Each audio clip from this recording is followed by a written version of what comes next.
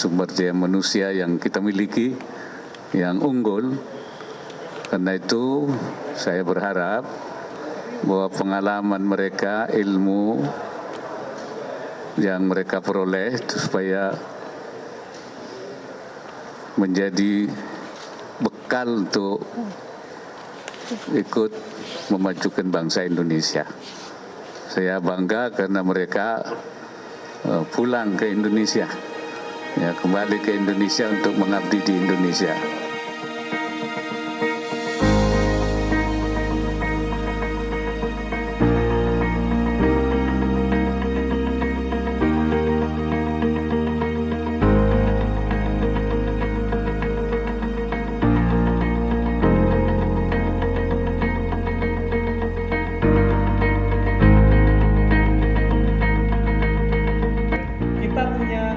Tamu spesial dari staf khusus Presiden RI, yaitu adalah Mas Billy Mambratar.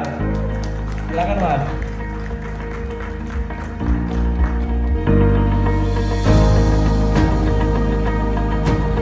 Dia adalah satu dari sedikit teman-teman yang ada di Timur yang berhasil untuk naik ke panggung dunia di Oxford dan juga di Harvard, dan Mas Billy sudah bertemu dengan banyak sekali orang dan melihat spektrum yang panjang seperti itu.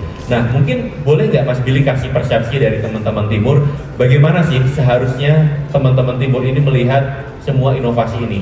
Karena gini, kita tidak bisa mengukur ikan dari kemampuannya untuk melompat, ya kan? Kita tidak bisa mengukur burung dari kemampuan untuk berenang. Tetapi sebetulnya, bagaimana sih sebetulnya sebaiknya kita mengukur progres dari Timur? Mungkin itu pertanyaan saya, Mas.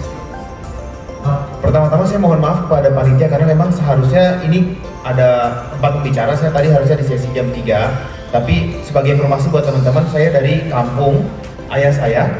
Perjalanannya ke sini tuh hampir 1 kali 24 jam. Nama kampungnya Ansus, Yapen Barat. Menyeberang pakai boat beberapa jam. Setelah itu jalan darat 2 jam. Setelah itu naik pesawat ke bandara terdekat 1 jam. Lalu ke Makassar transit, lalu ke Jakarta dan akhirnya sampai tapi sudah jam 5 sore. Akhirnya harus bergabung dengan panel yang seharusnya bukan punya saya. Nah, jadi kalau tadi disampaikan tentang ekualitas dan inclusiveness, kita melihat bahwa Presiden dan pemerintah saat ini betul-betul pengen mengejar ketertinggalan tersebut. Kenapa? Karena bangsa Indonesia ini bangsa yang sangat besar, 17.000 pulau, suku beragam. Kita bicara ada difabel, ada daerah-daerah yang jauh. Tadi kita punya 2 orang yang hebat dari TV dan media. Kita bicara tentang aksesibilitas internet misalnya. Di saat di Jakarta itu hampir 100% penduduknya punya akses internet, di Papua itu masih kurang dari 50% yang bisa akses internet. Masih sekitar 3-5% populasi nggak pernah melihat lampu dan listrik. Di NTT juga. Kemudian yang nonton TV juga, yang nonton TV berdasarkan data BPS terakhir, di NTT cuma 58%, di Papua di bawah 50%.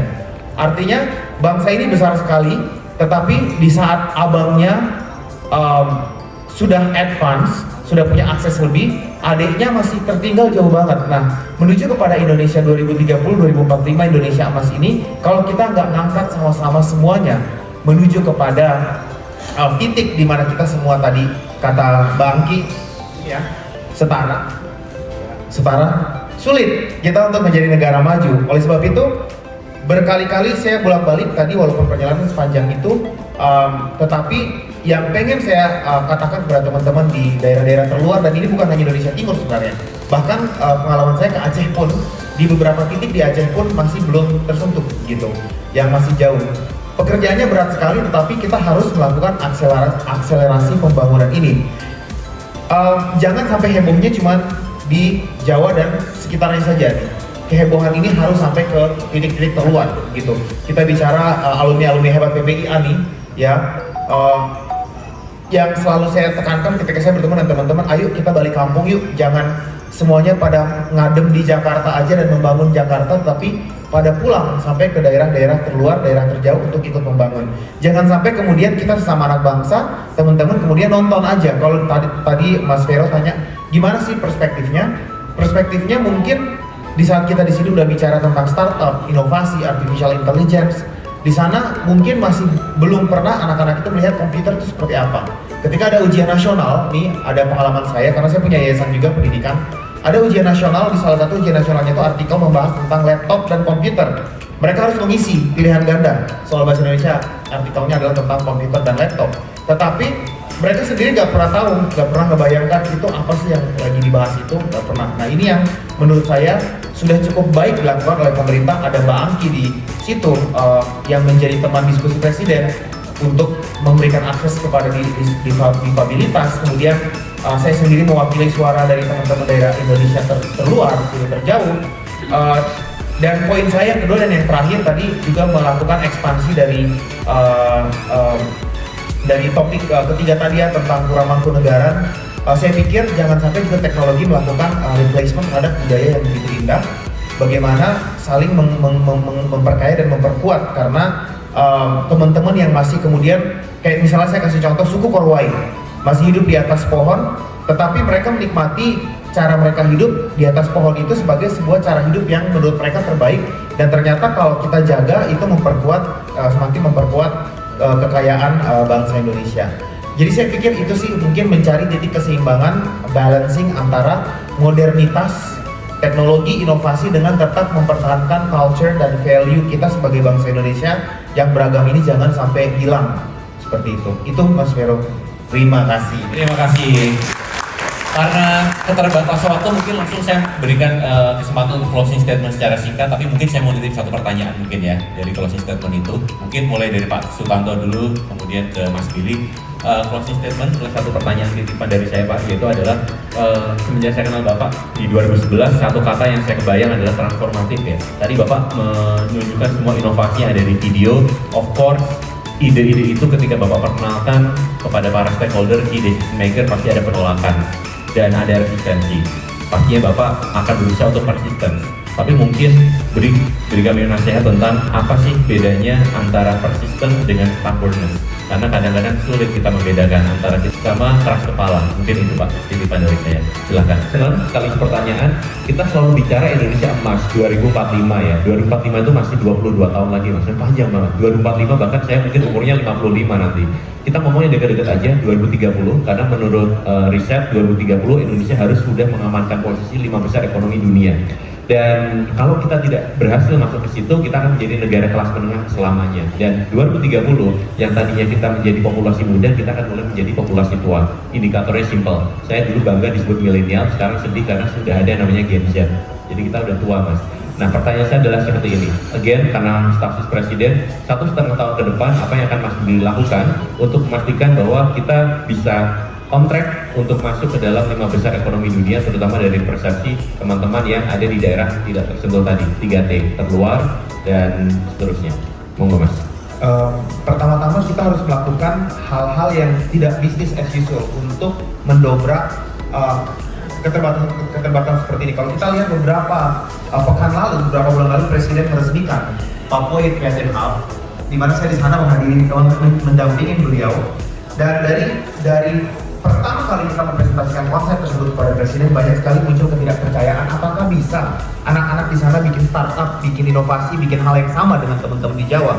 Kenyataan membuktikan bahwa ketika kita melakukan sesuatu tidak business as usual, kita berani mendobrak, membuat sebuah inovasi yang tidak seperti yang sudah sebelumnya. Terbukti hanya dalam waktu 3 tahun lahirlah 12.840 anak muda dari daerah dengan terbatas internet, terbatas TV, terbatas infrastruktur, membangun Indonesia dengan narasi membangun Indonesia dari Papua dan sama setara seperti teman-teman di Jawa. Dan kalau kita melakukan ini di seluruh Indonesia, saya percaya bahkan bisa lebih cepat dari 2030 Indonesia, bangsa yang besar ini, negara yang besar, bisa menjadi negara maju asalkan kita tidak melakukan segala sesuatu business as usual. Saya melakukan atau memberikan apresiasi kepada panitia yang melakukan event ini.